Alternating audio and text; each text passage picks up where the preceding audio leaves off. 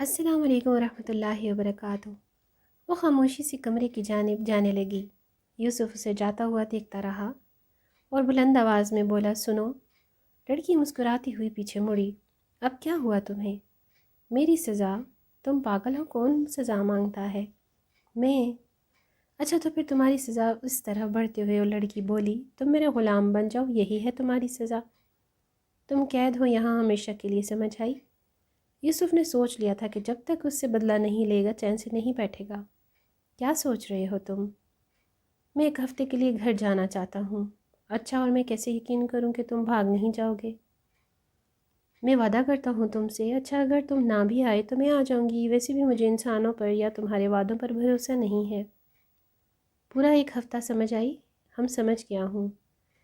لڑکی مسکراتے ہوئے وہاں سے چلی گئی۔ حویلی کی یاد دھندلی سی ہو گئی، وہ اب ماضی سے حال میں تھا۔ یوسف، یہ کیا کیا تم نے؟ پاگل ہو گئے تھے جو تم نے ایسا کہا، پاگل ہی ہو تم۔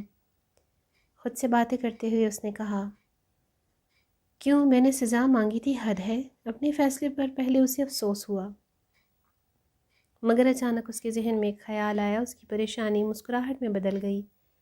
ایک ہفتہ ایسا گزرے جیسے ایک دو دن ہوں۔ وہ گھر سے یہی سوچ کر نکلا تھا کہ اب اس کا جینا حرام کرنا ہے۔ جتنا اس نے مجھے رلایا ہے اتنا ہی اب اسے رلانا ہے۔ حویلی ویسی ہی تھی جیسی وہ چھوڑ کر گیا۔ وہ ریلیکس تھا، اب وہ سوچ چکا تھا کہ اس نے کیا کرنا ہے۔ حویلی میں جاتے ساتھ ہی وہ چلایا، دیکھو میں آ گیا۔ اس کی آواز پوری حویلی میں گونج رہی تھی۔ حویلی خالی تھی مگر پتہ نہیں وہاں پرسکون تھا۔ وہ آدھی حویلی کا چکر لگا چکا تھا مگر حویلی کے ان دروازوں پر ابھی بھی تالا لگا ہوا تھا۔ جب اسے احساس ہوا کہ اس نے کل دوپہر سے کچھ نہیں کھایا، پلان بنانے میں اتنا مصروف تھا کہ بھوک کا احساس ہی نہیں ہوا تھا اسے۔ اب وہ حویلی میں باورچی خانہ تلاش کرنے لگا۔ اتنے میں اسے یاد آیا کہ جب وہ پہلی بار حویلی آیا تھا تو وہ اپنا بیگ بھی ساتھ لایا تھا اور اس میں چند کھانے کی چیزیں بھی موجود تھیں۔ بیگ ڈھونڈتے ڈھونڈتے عصر کا وقت ہو گیا اور اتنی سی دیر میں اسے ایک دراز میں سے پرانے طرز کی چابی ملی۔ اس نے مغرب تک وہ چابی سارے دروازوں میں چیک کی مگر اس چابی سے کوئی دروازہ نہ کھول سکا۔ اس نے وہ چابی اپنی جیب میں ڈال لی۔ حویلی میں کسی کو نہ پا کر وہ حویلی سے باہر جانے لگا۔ جیسے ہی ٹوٹی ہوئی دیوار کے پاس پہنچا تو آگے نہ بڑھ سکا۔ جب بھی کوشش کرتا اس کے پاؤں اس کا ساتھ نہ دیتے۔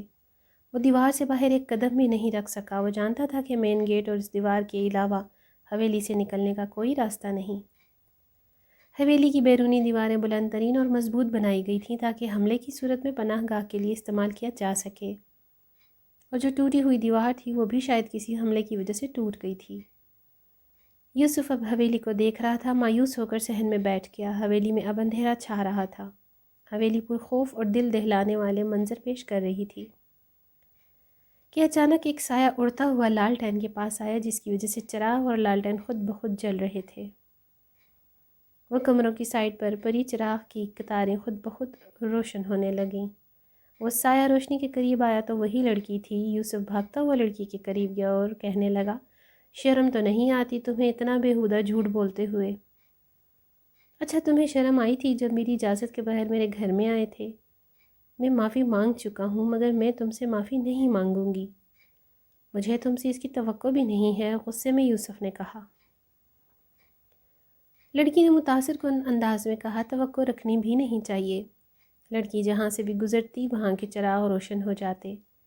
یوسف کو اپنی آنکھوں پر یقین نہیں آ رہا تھا، جبکہ وہ جانتا تھا کہ وہ لڑکی جن ذاتی ہے، مگر اسے خوف نہیں آ رہا تھا اس سے، یا وہ بدلے کی آگ میں پاگل تھا۔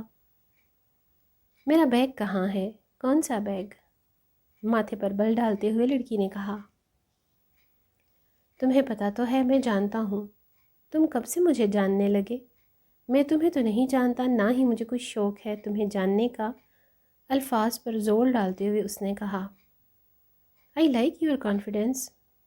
تمہاری خود مختاری مجھے پسند ہے، مگر تم جلد ہی جان جاؤ گے کہ میں کیا ہوں، پھر ایسے بات نہیں کر سکو گے۔ میں جانتا ہوں تم ایک جھوٹی اور ظالم انسان ہو۔ اللہ اللہ یوسف، غلط کہا تم نے۔ میں انسان نہیں ہوں، سمجھ آئی؟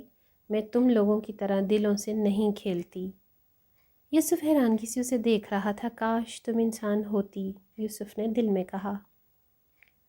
میرا بیگ، تم بیگ کا کیا کرو گے؟ اس میں میری کچھ ضرورت کی چیزیں ہیں، وہ مجھے چاہیے۔ میں نہیں جانتی تمہارا بیگ کہاں ہے۔ اتنی ہی دیر میں وہ آنکھوں سے اوجھل ہو گئی۔ اس کے ذہن میں اچانک ہی ایک شرارت آئی اور وہ بولا، بات سنو میری، کدھر چلی گئی ہو؟ اگر مجھے قید کیا ہے تو کسی اور کو بھی میرے ساتھ قید کرو۔ مسکرا کر بول رہا تھا۔ میں پاگل نہیں ہوں جو اکیلا سارا دن اس حویلی میں پڑتا رہوں۔ سامنے خاموشی تھی۔ جواب تو دو، نام کیا ہے تمہارا؟ بتاؤ کدھر ہو؟ مسئلہ کیا ہے تمہارا؟ لڑکی نے اوپر بلکنی سے کہا، کیا کرو اب یہاں میں آؤ، اوپر آؤ میں بتاتی ہوں۔ یوسف نے ایک دیا اٹھایا اور حویلی کے اندر چلا گیا۔ بتاؤ اب۔ اچھا کچن میں جاؤ اور سارے برتن دھو۔ واہ، میں اور برتن؟ جی تم اور برتن؟ مجھے نہیں آتے برتن دھونے، تو میں کیا کر سکتی ہوں؟ یوسف نے کہا، مجھے نہیں پتہ کچن کدھر ہے، تو یہ میرا مسئلہ نہیں ہے۔ تو پھر میں برتن کیسے دھوؤں گا؟ یوسف نے معصومیت سے کہا، حد ہے، چلو دکھاتی ہوں کچن کا راستہ۔ یوسف چپ چاپ اس کے پیچھے چلتا گیا۔ 15 منٹ چلنے کے بعد کچن ایک راہداری میں تھا۔ ایک چراغ کی ہی روشنی تھی، باقی ہر طرف اندھیرا تھا۔ کیا تم اور چراغ نہیں جلا سکتی؟ نہیں، لڑکی نے فوراً جواب دیا۔ اچھا ٹھیک ہے، نہیں جلاؤ۔ کدھر ہیں برتن؟ تھوڑا آگے آؤ، نظر آ جائیں گے۔ یوسف نے سامنے دیکھا تو برتنوں کا ڈھیر پڑا ہوا تھا۔ بس اتنے سے برتن ہیں کیا؟ یوسف نے تنزیہ کہا۔ ہاں جی، بس اتنے ہی ہیں۔ نل کدھر ہے؟ یوسف نے پریشانی سے پوچھا۔ وہ نل؟ چلو میرے ساتھ دکھاتی ہوں۔ حویلی کے پچھلے حصے کے باغ میں ایک نل لگا ہوا تھا۔ وہاں سے کچن کا راستہ تقریباً 10 منٹ کا تھا۔ یوسف نے نل کو دیکھ کر سیریسلی، چلو اب کام پر لگ جاؤ، صبح تک برتن دھل جانے چاہیے۔ How it's possible? یہ کیسے ممکن ہے؟ یوسف نے کہا۔ اٹس پاسبل یوسف، یہ ممکن ہے یوسف، ویسے ہی انداز میں لڑکی نے کہا۔ یوسف بس اس کا چہرہ دیکھتا رہ گیا۔